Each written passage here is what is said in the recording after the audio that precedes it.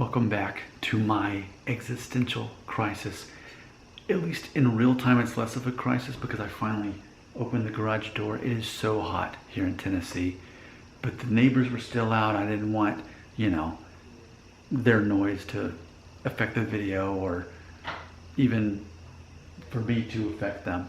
So here we go. I'm in my crisis here, and here's the next little point I want to talk about. When you're going through an existential crisis, as compared to a midlife crisis, but existential crisis meaning that you've basically checked off all the things in life that you really were supposed to do by the age that you are. And for me, it was by 40. Really, I checked off more things on my list that maybe even by 50, I don't know. And actually, me and my dad were talking about this in another one of these videos where at age 62 and me at age 38, we're kind of at the same place. So that kind of really puts it in perspective. But here's the thing. I feel that a lot of people don't know how to respond to us when we talk to them about what we're going through as far as an existential crisis. Most people think it's called a midlife crisis, but it's not necessarily that way. What I'm finding too is this is being extended to men who are age 35. Now, with me being born in 81, I'm right there on the cusp, the border of Millennial and Generation X. Technically, really what starts Millennials is if you were born in 81, 82 and graduated high school in 2000. I was born in April of 81, so I was like the baby of my class basically, as was my wife. We were both born later in the school year. We were the last to turn 18 before, as we graduated. But I think still I fall more in the category of a millennial more so than Generation X. And so what we're learning is millennials, as the first couple of years of the millennials are now, past either age 35 or after. And age 35 is that age where a lot of men finally realize, it's almost like by default you get enough life experience to realize, I don't have to be disrespected because that's my choice to let that person disrespect me. I don't have to be offended. I don't have to get angry or emotional about what other people do because that's my decision. So when those things kind of start lining up and you become more financially stable and independent, it's like, that's, I think, why this generation, if you can identify as a millennial, I think that's why millennials are suddenly getting in this situation now. And those of us who've kind of played our cards right have been in a situation where, well, as far as, okay, I went to college, I paid off all my loans, and now I'm finally seeing like a huge increase in my money. So all these things happen. And I think what happens is people can't relate to us. My research, which is Google and YouTube, suggests that only about a quarter of men are experiencing the existential crisis. And yes, it affects as low as age 35. So what a minority I am, even at 38, to be so aware of this, that I'm going through this and feeling kind of disconnected from the human experience because I don't have the same struggles that they do. And emotionally, I'm not held back by, oh no, someone's going to think I'm immoral, wrong, or ignorant, or I need people to think that I'm a good person. I'm not a good person. I'm not a bad person. I'm a person. People are people. They often make bad decisions that hurt other people. They often make good decisions that help people. And to me, that's completely in alignment with my Christian faith. I'm not a good person. I'm not a bad person. I am a saint I'm a sinner saved by grace. I am a saint because I've been saved by grace. Therefore, otherwise, I'm a sinner just like everybody else. But so many people want to get in this category of thinking that they're a good person, and it really holds them back. Because if you think that you're a good person, then you think that you deserve not to be mistreated. You think you deserve certain things to fall in place for you in life. And for me, yes, I have got to the point of what I perceive as the American dream. I'm there. But boy, was it a lot of work. And I definitely believe that God honored my hard work and still does. And that's one of my prayers every day. I say, God, please bless my hard work. Notice I say hard work, not my work. Going back to the book of Ecclesiastes, it was at chapter 2 where it talks about basically the point of life is to enjoy your work, even though it's work, to enjoy your life and know that you're accountable to God in the end. So I believe definitely God is very involved in our work. So I ask that God bless my work, my hard work, because I am working hard at what I do for a living, which is sales and recruiting. Can you imagine that I actually do something for a living other than just shoot videos in my garage to make $400 or $500 a month? Yes, it's true. I do things other than make YouTube videos. So can you relate to me in that other people can't relate to you?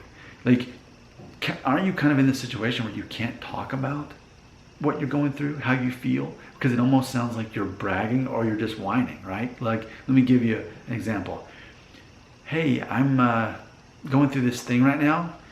It's not that I'm depressed, or it's not that I'm, sad or angry or moody. It's just I kind of feel disconnected from the human experience because, see, I'm in a situation where I checked off more of the boxes in life than maybe I expected by this age. So I kind of don't know how to process the rest of my life, and so much of my brain has been focused on like getting out of debt and making money and getting married and having kids and getting a house and my dream car and all these things. But I've done them now before the age I thought I would. So now my brain has all this space, and I don't know what I'm supposed to do with it, because as human beings, we're often triggered by fear and anxiety and even emotion. But now even emotion doesn't really trigger me anymore, because I realize how much of my life was wasted on worrying about being offended or disrespected by other people. And now I'm at the point where I'm driving down the interstate, and if someone perceives that I'm driving too fast or too slow and they flip me off, nothing happens inside. I'm not, oh no, they flipped me off. I don't even look at them. I just keep driving, because it doesn't matter. People will always perceive you as wrong, immoral, or ignorant. And there's a point where you stop caring about those things, because I am a bad person if you think I'm a bad person. But if you think I'm a good person, then I'm the good person that you think. But ultimately, none of that matters. There's this whole thing about you shouldn't care what people think about you. You shouldn't give in to peer pressure. And that's important when you're in junior high and in high school. But as an adult, it means something else. It means you're so strong in your identity that you're not basing it off of other people. Do you think a guy like me gets his phone and scrolls Facebook? What are they doing today? No, I do not scroll Facebook. I do not care what's happening on Facebook. I care what's happening in my own life with my own family, and I'm not comparing myself to other people, because I already know what my identity is. Which that amount of emotional intelligence, I think, sets those of us who are going through this apart as well. And it makes it that much more hard for other people to relate to us if we try to tell them what we're going through, because ultimately it sounds like we're bragging, or it sounds like we're whining. Hey, I've got everything in life that I could hope for, never want, and I got here at a younger age, so now what do I do? Like, it can be perceived as one and another. And honestly, this is therapy for me to make these videos. Even if, there's two other really main topics that I focus on my channels. One is about hair loss, and the other is me making videos for atheists, though I'm not one.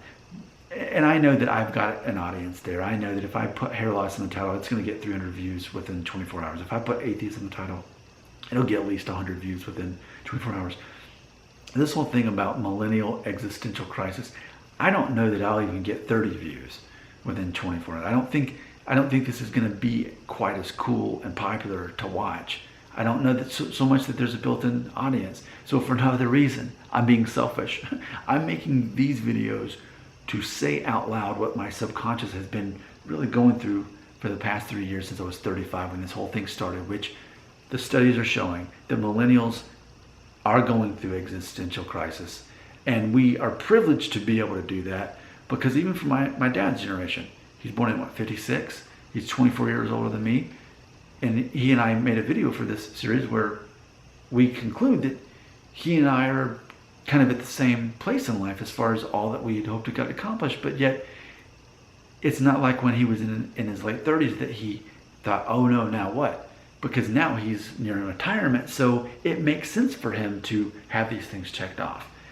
He wasn't in, so I think it's so difficult for other people to relate, and I think it can kind of make you feel even more isolated, which is part of the problem of going through this existential crisis, that you can only talk to people about it who you feel confident enough to confide in, right?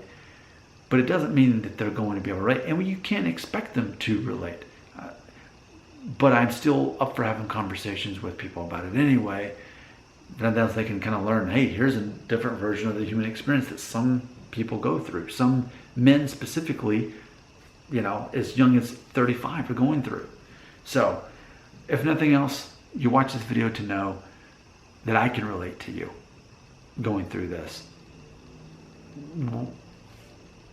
This feeling of disconnect, this feeling of I'm in outer space, this feeling of the first scene of Avengers Endgame, where he's just kind of drifting away separate from the rest of existence, and like there is definitely a part of that where I exist, like in my life, I'm very present, but however you want to say it, there's a part of my brain that is somewhere else, extracted from the human experience.